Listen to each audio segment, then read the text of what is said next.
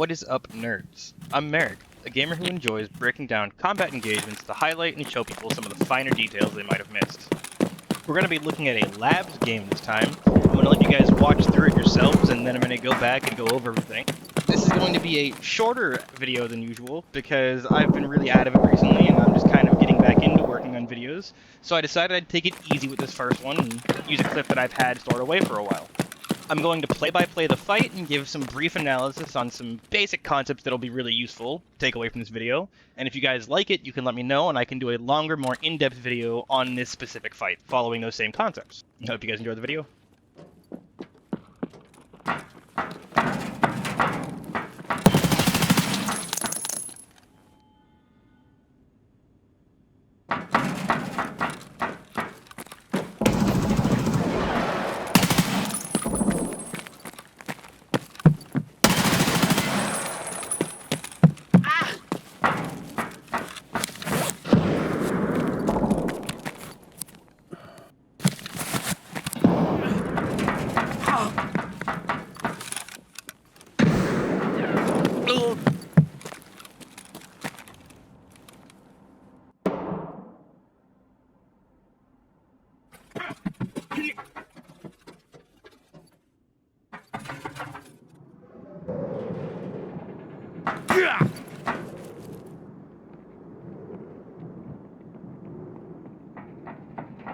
Fuck off!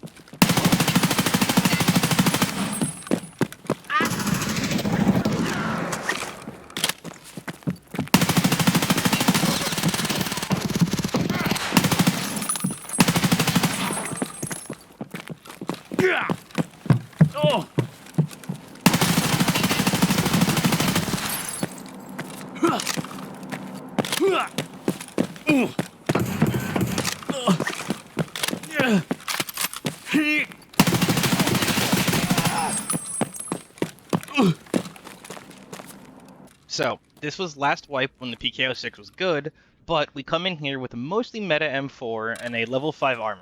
As we push up the stairs to get into the fight ourselves, we hear somebody really close. We open the door, and as we hear him pushing, we just simply pre-fire the turn the corner, and he walked right into it. We're not sure if he has a teammate, so we listen for a second, and then we throw a shoulder peek out. When we peeked out, we saw there was nobody down the hallway, and we see him shooting, so we know he's up the stairs to our left. This gives us a good idea of where to pre-fire, so we push out into the hallway, taking a longer angle in favor of the position. Because we have the longer angle, I expected him to fall back and hold the corner behind the glass, so I decided to push in. But it turns out he was creeping close, which in my opinion is a bad decision, because if I just stood still and he creeped, because I'm farther from the corner, aka in my words having a longer angle, I would see him before he saw me, and it would be an easy kill. So I don't... yeah, that was a good one. We killed these two, but who the hell were they fighting? Not to mention all these nades are going off. So I hold position, seeing if the other team decides to come looking for the guys they were fighting, and they never really do. So I fall back, I heal up a little bit, and we catch them on the second floor. I decide to hold my position, because I want to know which way they're going. I intend to run in and fight these guys, but I don't know if they're going to go out and around, or if they're going to go down the stairs into the server room. If I don't handle it correctly, because there's two of them, they could very quickly pincer me, so I decide to wait until I hear where they're going. When I hear them go down the stairs, I run down the stairs to meet them, and I try to continue the fight.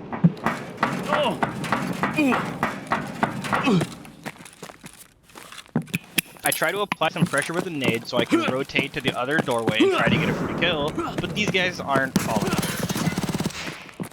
I rotate back to the original stairs, throwing some pre-fire as I go, and then pre-firing those stairs as I come around, but these guys aren't pushing right away. Then Slenderman here teleports across the damn doorway and I almost shit myself. I dump an entire mag into the doorway thinking that he's cheating. In case he decides to peek me, I can get a free kill on him. But what actually happened was it was just desync.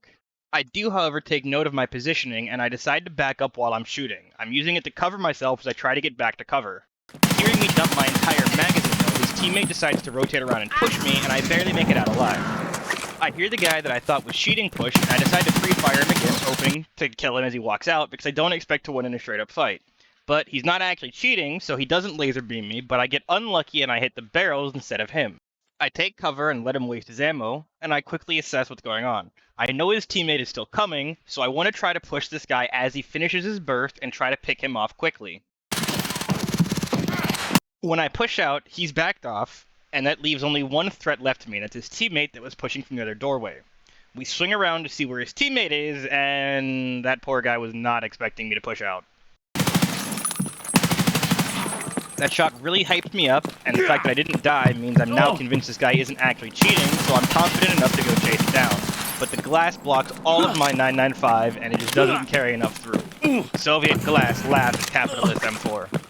I go for a rotate around, just trying to give myself some time to reload and get another position, and he walks out. Turns out he only had a pistol left, and we get the easy cleanup. This is a really cool active fight and a really quick video, but if I had to give 3 things to take away, it would be free firing, rotations, and positioning. Both when being aggressive and when being aggressed on, free firing is a great way to clear annoying angles, dangerous angles, or common angles from people without them really getting a chance to play the game. It's obviously much easier if you know the common angles rather than just trying to assume somebody's going to be at a spot, which is why it's really easy for a map like Labs to figure out where people like to hold. You can also pre-fire based off of sound if you hear somebody moving, or if it's obvious like they're running towards an opening or a corner in which they're going to fight you around. While I demonstrated doing it in this video, you don't always want to or need to push into somebody else's line of fire when they're already holding an angle. Lots of times you can just make them move, make them mess up or force mistakes simply by rotating and making them react to you. If they are reacting to you, chances are they're not also executing their own plan, and it gives you the initiative.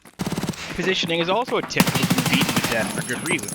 If you're standing in or near cover, the chances of you surviving or being able to react to and get to cover when getting fired upon are exponentially higher than if you're out in the open. Obviously, being aggressive and being unpredictable can help, but there's nothing that beats having a solid wall to hide behind when shit hits the fan. Or maybe you just need some cover to reload before you get back into the fight.